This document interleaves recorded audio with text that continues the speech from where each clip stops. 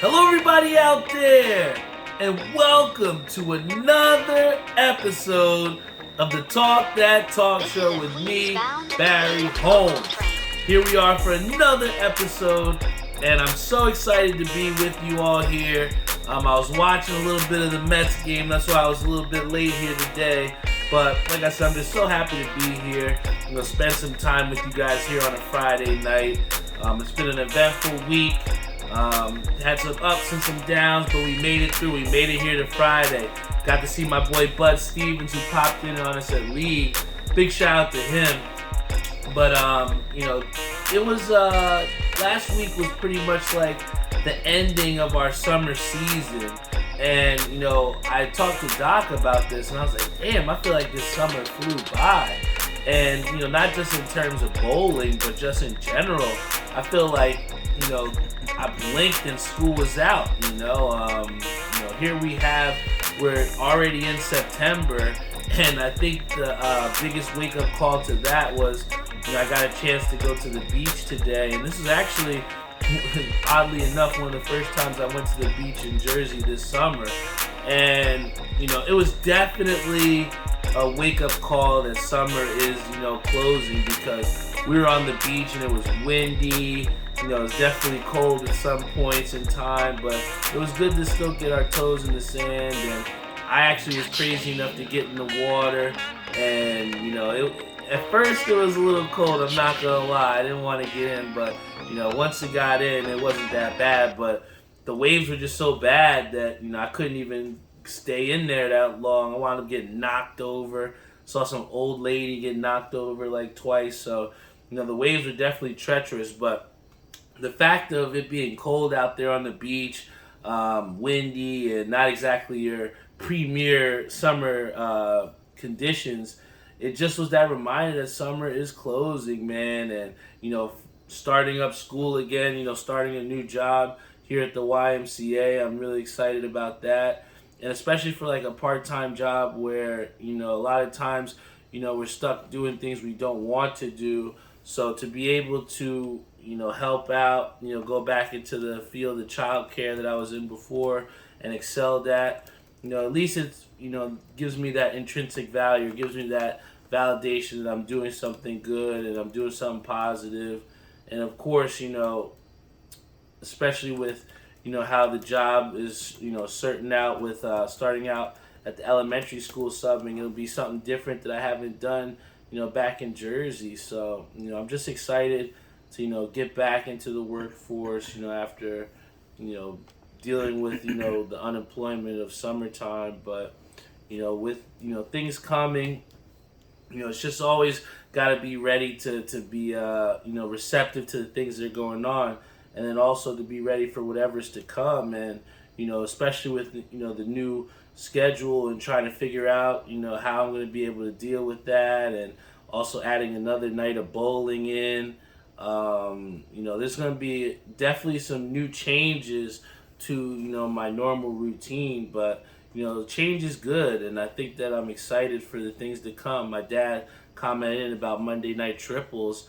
I haven't seen my dad excited so much to bowl with, a team like this in a long time. And then I was on the beach today with Angie and, really got to talk to her about, some of the things that we want to do moving forward with this team. So, I think this summertime is definitely a great time to, speaking both bowling-wise and life-wise, I think summertime is just a great time to, really take some time to work on the things that we may not be good at. Whether that be your physical fitness where you have a little extra time, hitting the gym a little extra like I try to, whether it's, putting in work on your resume or, going to different interviews that you might not have been able to go on vacation, working on your self-health. Summer is definitely the time to where we, make most of our strides and improvements for the rest of the year and continuing into the new year. So, like I said, I'm super excited to close out this summer. It's been a great summer. I mean, I can't say that I didn't do a lot of the things that I wanted to do. I mean, I went to Mets games, went to South Carolina, bowled in a bunch of tournaments, bowled in leagues, did everything I think in my power to just make the most out of this summer. And, that's what it's all about, man. Just trying to make the most out of each and every single day as we wake up and open up our eyes. And, just try and live in the moment, and especially, for, times where the unexpected could happen and, things can kind of, get in our way a little bit. It's just important also to kind of lean on, the people that, mean the most to us. And, I know he's tuned in here. Big shout out to my boy Z-Sean, Vitamin Z. But I also want to have everyone out there, like I said, we're all a fam here in the Talk That Talk show. And, he's been somebody that, has dedicated himself to giving me different beats for this show. And he was so excited to tell me about how, one of the guys, Flea, that he's, did some recording with or whatever, is starting to blow up. And, one of our boys, Joe Cal's, using his music in some of his documentaries. So Z-Sean's definitely been having some headway. And it just, I've been trying to be there for him because, for those people that don't really know, he's, been dealing with the loss of his own father, man. And nobody can, tell you how you're supposed to deal with that. But, my main thing to say to him is, and, I was really enjoyed hanging out with you earlier today. But, if you ever need anything, I'm here for you, brother. And, I think that, it's a great, segue for a lot of people out there too, just to check on your friends and, make sure they're doing okay, because, sometimes, our friends might not be at the right point to maybe tell us or, be that vulnerable with us. And that's why it's so important to do those checks with our friends and, ask questions, listen, and see how, and, take the test of, the litmus test of how our friends are feeling, man, because, we don't know how much we can mean to other people just through being ourselves, man. And, I was just so happy to, spend time with Z-Sean today and get him outside the house because, I know, being, trapped within our own mind, our mind can wander. I mean, it's the strongest muscle in our body, so just imagine the things it can make us think. So, just to, get away from whatever his reality was for a little bit, maybe an hour or so, and just spend some time. That's what it's all about, man. So I was happy to spend some time with you, Z-Sean. Please give some prayers out to my boy Z-Sean if you guys can, man. I know he and I would greatly appreciate that, man. We have Theo here who says, be the guy. Thank you for being the guy. I appreciate that, Theo. And, Z-Sean said, love you, B. Love you too, bro. And like I said, all the things that come from my mouth, my mind, my heart, my soul, it's things that I feel 110%, man. Big shout out to my boy Louis Guerra, who's tuned in on our Facebook Live. He's going to be celebrating his wedding upcoming. I'm really excited to, go up there and, go to Philly and enjoy some time with my boy Lou, man, and celebrate his great day. And I think that it's also cool, too, like I said, with, having all the different events and doing the things that, we've, kind of filled our schedule to do in the summertime, but also to have those things to look forward to, in upcoming months going into fall. That's what I look forward to. And, Lou's wedding's definitely going to be one of those things that I have on the radar for sure. Might have to stay with you, Tyree. So definitely leave a bed open for me in Philly, brother. But to start this show, I definitely want to give a big shout out to ECapCity, man. I've been shouting them out so much, it's to the point people are saying, do you work for ECapCity, man? And I just, as much as I don't, I like to think that, in a kind of a little way that I do, man. It's funny because what starts out as just, genuine acts of kindness. I would see other hat stores putting out hats that were very oddly similar, almost identical to the hats that my boy Koo was putting out. So, out of nowhere, I just would send him those messages so he could try and, contact the New Era reps. And it's little things like that where, I'll come in early to a drop and talk to him for like an hour or so and tell him about, what's hot in the streets and, what people are talking about and, just informing them. Those are things that I don't get any monetary value from, but, have helped me to establish a great relationship with my boy Ku over at ECapCity, man. And through doing so, a lot of times people do nice things for you without asking, and that's how you can tell whether the act itself is truly genuine. And me and my boy Kenny Lou over at Garden State Collaborative, big shout out to Kenny. But one of the things that I was trying to do was trying to create that collaboration between New Jersey and trying to put together two of my favorite stores that I cop from to maybe do a collab, right? So, on one end, me and Kenny had done our job to set up the meet. Our boy was ready, and one other person that we were trying to include in this opportunity was not ready. Dodging, didn't really seem too invested, and we waited, gave some time. But at the end of the day, there was something that Kenny said to us on Thursday where it was like, before we came in to meet up with Ku, but he said, you know what? Why are we going to keep waiting for this guy? Let's take what we really want, And I can't, go into too much of the details of the conversation that was had between me and Kenny and Ku, but I do want to say that a lot of positive things came about. And without saying too much, I will say that the lookbook for Capmaster B has officially started. If you know, you know. I don't want to say too much, but just wait on it, guys. Just wait on it. And I think that, in showing you guys that the cogs, the process, the wheels are churning in the right direction.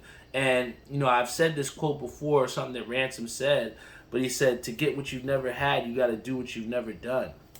And I never in a million years would have thought that I would be creating a lookbook or, making conversations with, big time players in the hat game. But, I've kind of etched my, my niche within this community. And I'm just, as someone who I would say is just keeping their eyes and ears open. I just always like to stay receptive and open to any opportunities that come by. And, through taking initiative and not waiting for other people to, kind of join the bout on top of this, me and Kenny have created an entirely just a situation that I'm really proud of, and something that, as the time will go on, I definitely want to give you guys more information about. But aside from that opportunity, we did get some access to some unreleased hats. So I do want to share with you guys some of the hats that we did cop from ECapCity. So, we'll start off with this one right here. This one is absolutely fire. Here we have the Bison's hat, International League patch with a blush undervisor here. A lot of times we see the pink, but this blush, it works very well with it. And, we haven't seen too many minor league fitteds from ECapCity.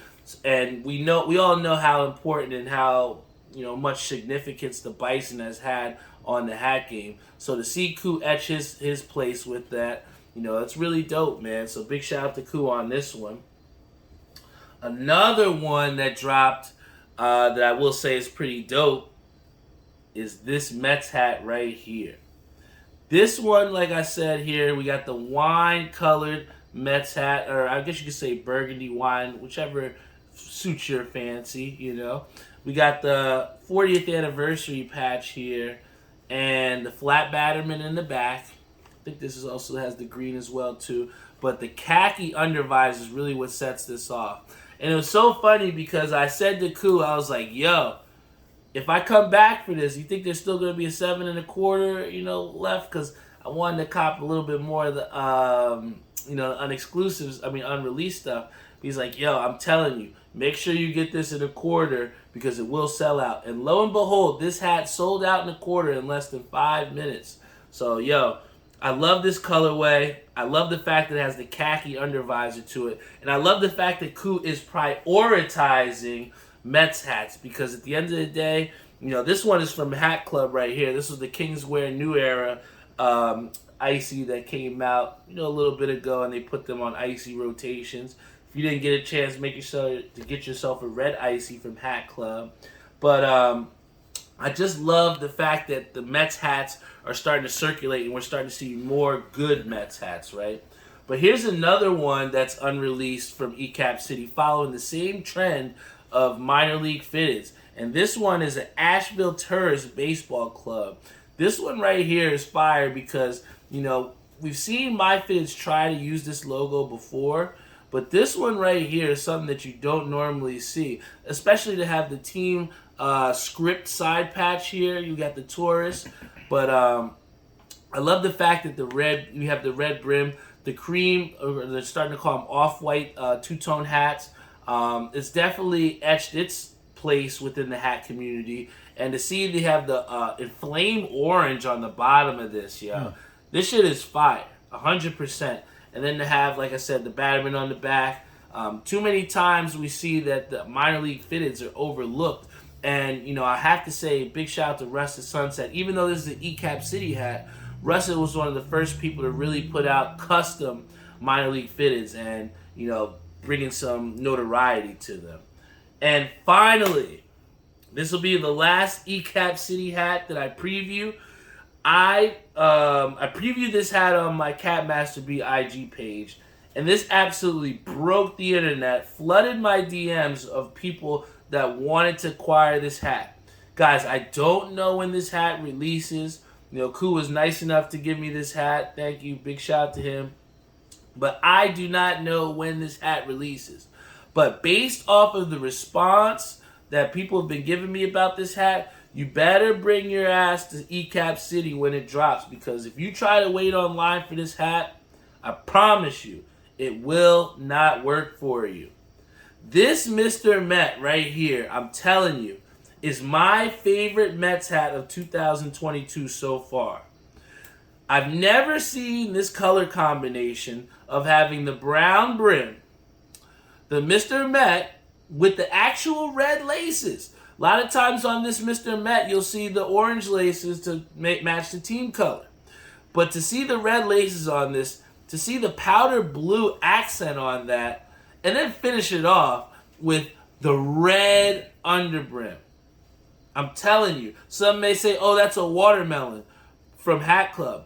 But it's not, because it's a two-tone, And then on top of that, not to add a team patch, not to have an anniversary patch or a World Series patch, but they had the team secondary patch. And look how big this thing is, man. Pause. This is a great patch, you know what I'm saying? And the fact that we're seeing ECapCity step out of the realm here and add team secondary side patches, this might be something that you see on future hats for the rest of 2022, because we've seen the 1986 World Series patch so many times. We've seen the 2015 World Series patch. We've seen the 40th anniversary. What is going to be different? And here, to see that secondary side patch on a Mr. Met hat with the flat Batterman and the red undervisor, I'm telling you, this is the best Mets hat that I've seen in 2022. And I'm not gassing. Big shout out to my boy Ku. And we will be going to MyFitteds tomorrow. Big shout out to my boy Ishabad Crane, who's going to be joining our team. We try to get as many people as possible to come to these drops, because MyFitteds has been putting up some absolute heat. And I just want to show off the last hat that I got from them last weekend, which really kind of gives you a perspective on what they're doing and how they're creating different hats that separate from the rest of the field.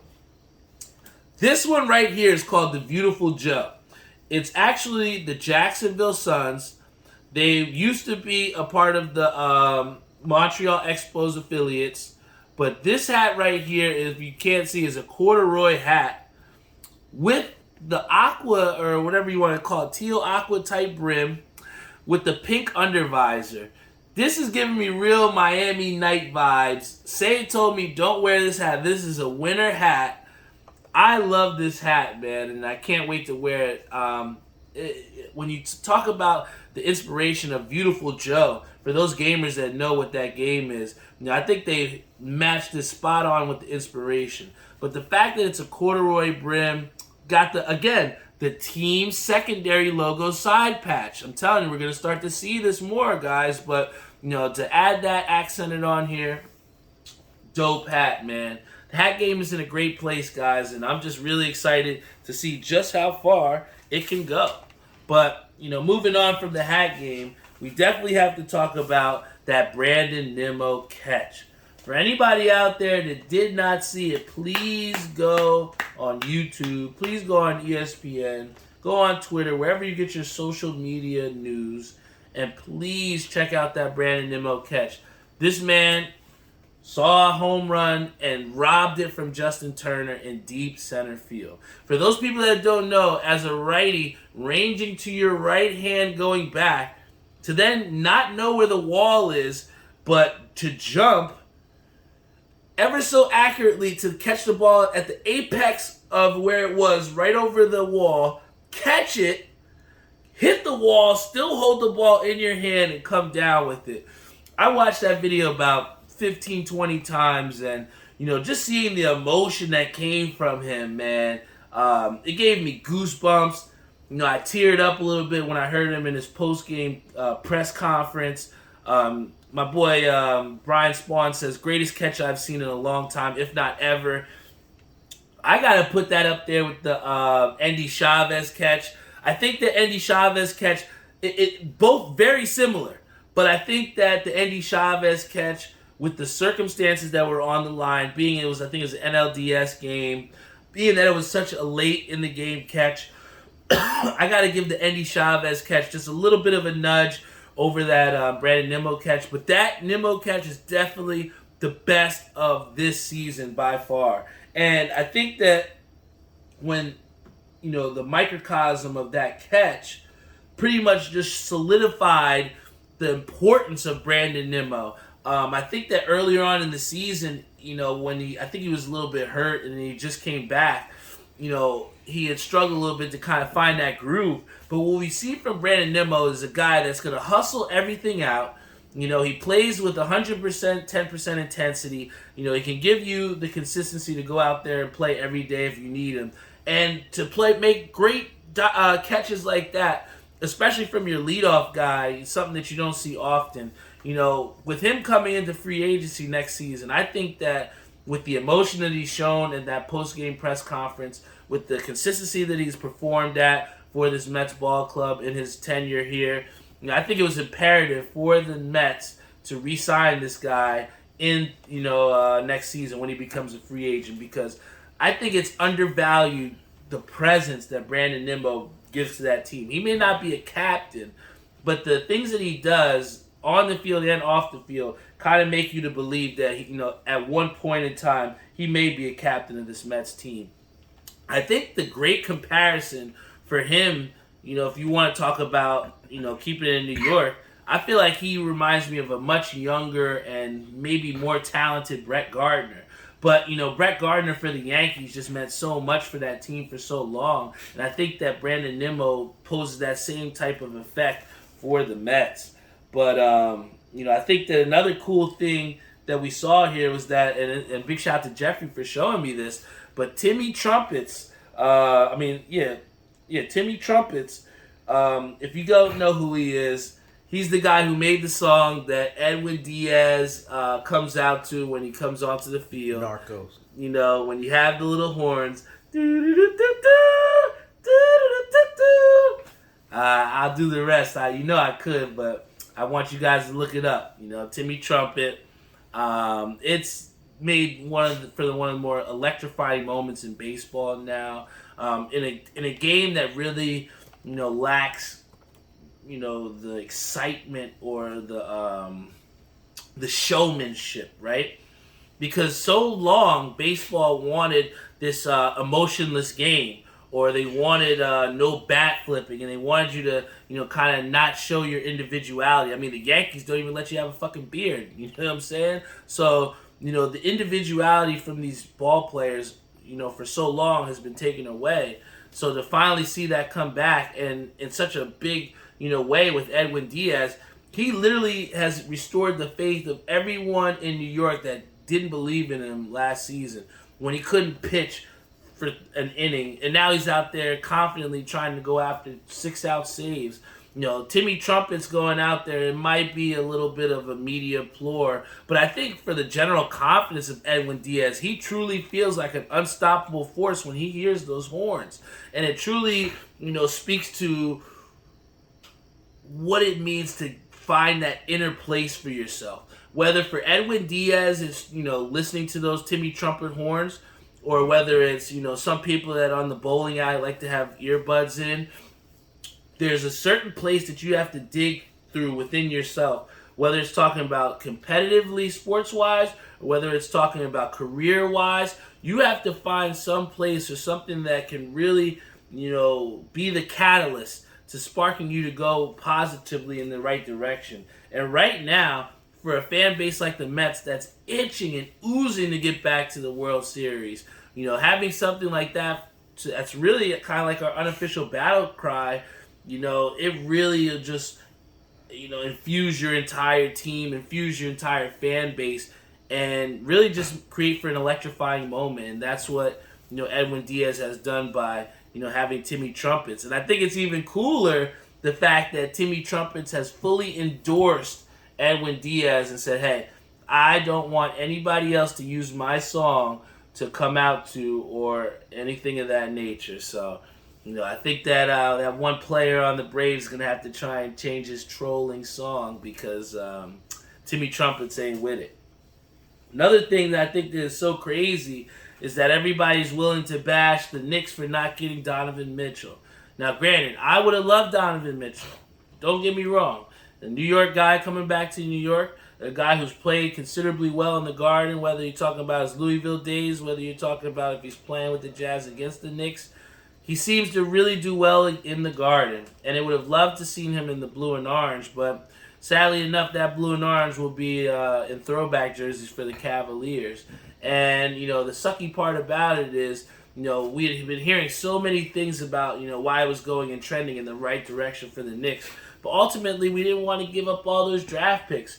And Cleveland Cavaliers, maybe they had so many draft picks from all those losing seasons, but we've seen firsthand how the Knicks do when they leverage their future. And I think that we've learned finally from the mistakes of old in not trying to leverage that future for a guy in Donovan Mitchell, right? And granted, it's not the sexy move. It's not the move that's going to make Stephen A. get back on your side. But at the end of the day, we still have draft picks, and we still have the ability to move those to maybe get something a little bit bigger and better down the line.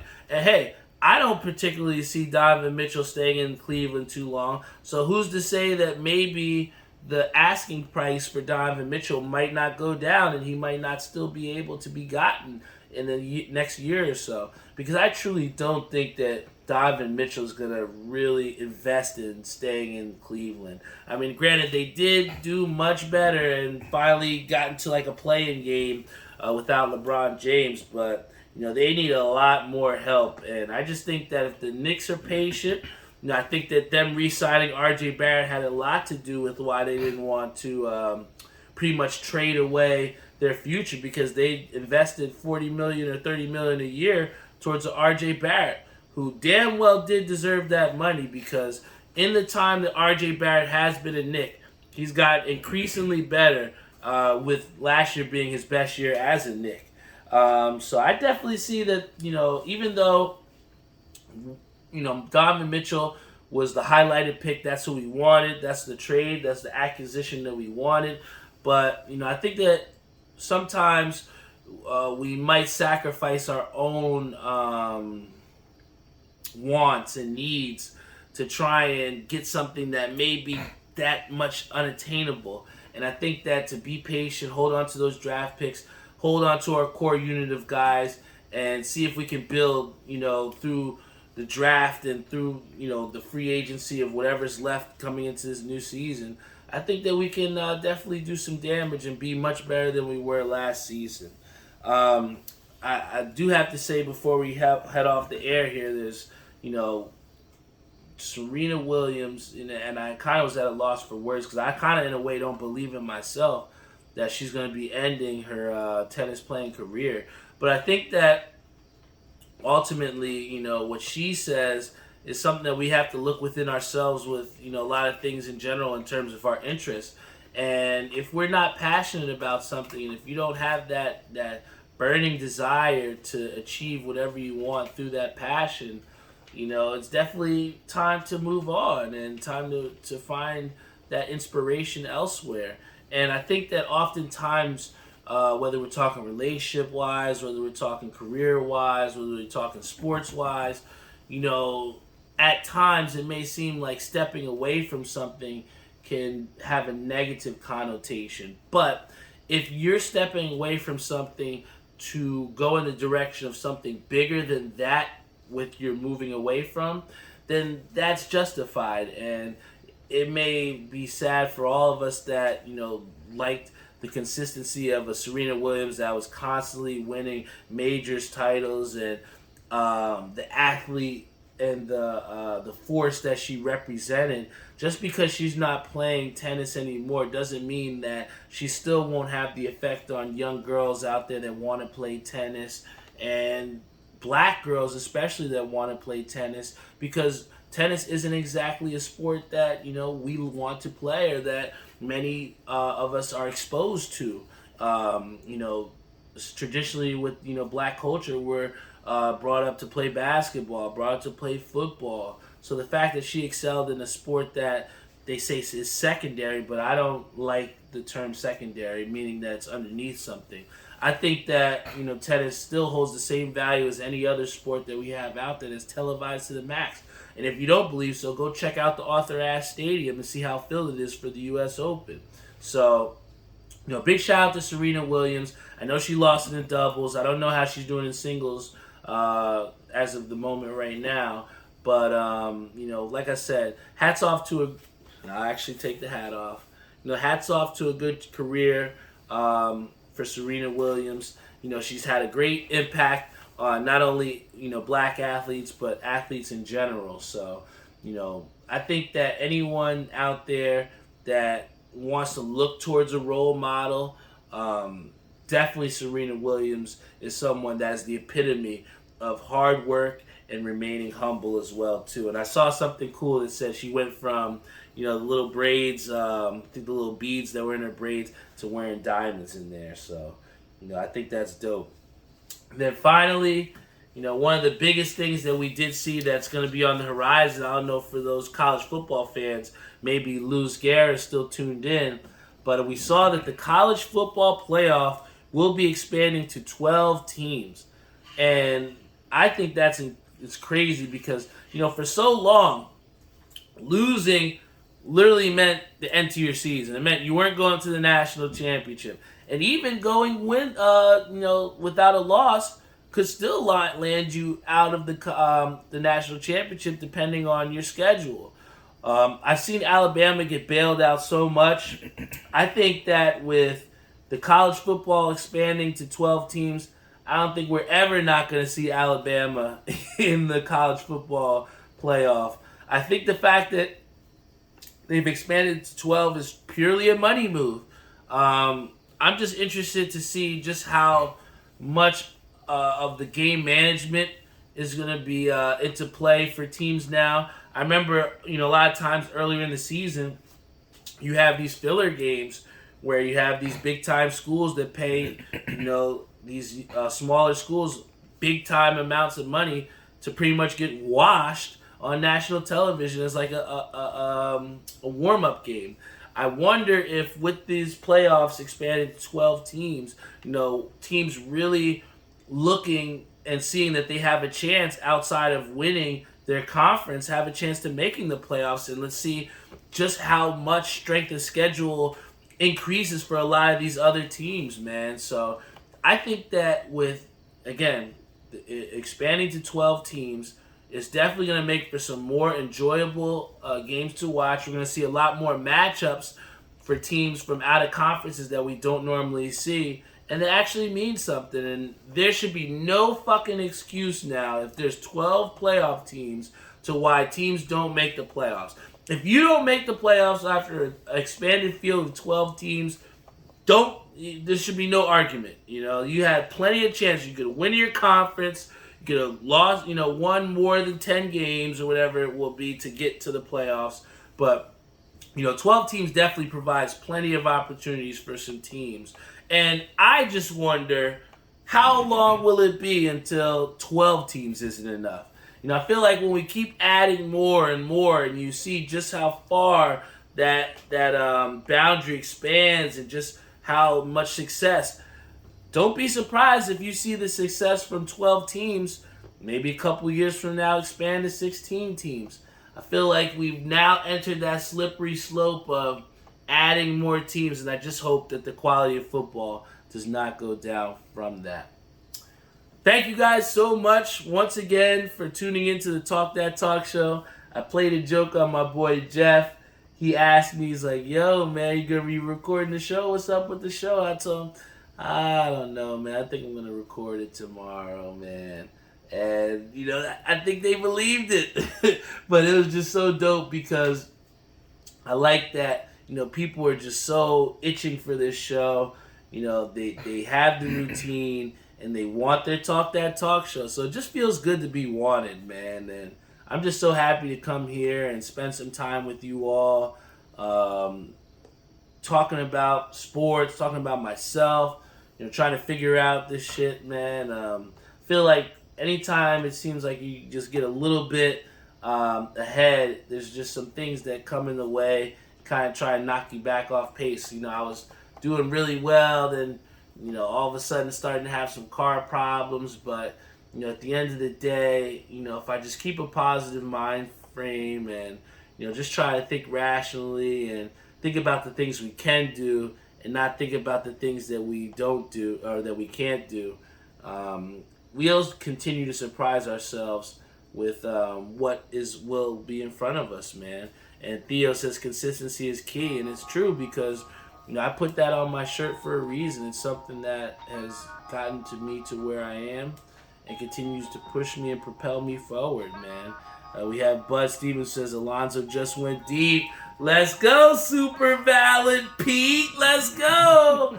So I think we might be winning, hopefully, if that's the case. So, I definitely got to get off the air. I want to listen and watch this Mets game.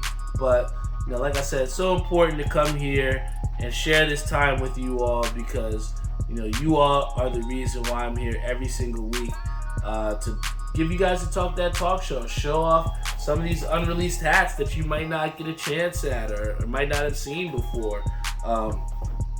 Give you guys some news on what's happening in sports.